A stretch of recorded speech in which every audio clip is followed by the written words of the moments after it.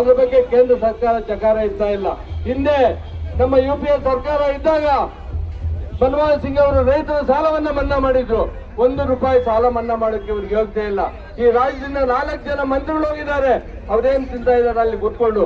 ಜನರ ಬಗ್ಗೆ, ಕಾರ್ಮಿಕರ ಬಗ್ಗೆ, ರೈತರ ಬಗ್ಗೆ ಏನಾದ್ರು ಒಂದು ಪ್ರಸ್ತಾಪ ಮಾಡ್ತಾ ಇದ್ದಾರ ಅಂತ ಬಿಜೆಪಿ ಸರ್ಕಾರದ ವಿರುದ್ಧ ನಾವು ಧ್ವನಿ ಎತ್ತಬೇಕು.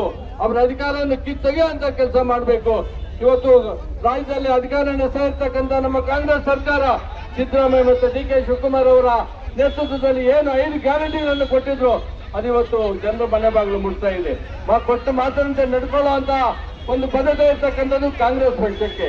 ಆದ್ರೆ ಮೋದಿ ಅವರು 15 ಲಕ್ಷ ಖಾತೆಗೆ ಹಾಕ್ತೀನಿ ಅಂತ ಹೇಳಿದ್ರು. ಯಾರಿಗಾದ್ರು 15 ರೂಪಾಯಿ ಕೊಟ್ರ? 15 ಇನ್ನಂದ್ರು. ಏನಾದ್ರು ಆಯ್ತಾ? ಇವತ್ತು ಅದ್ರ ವಿರುದ್ಧವಾಗಿ ನಾವು ಧ್ವನಿ ಎತ್ತಬೇಕಾಗಿದೆ.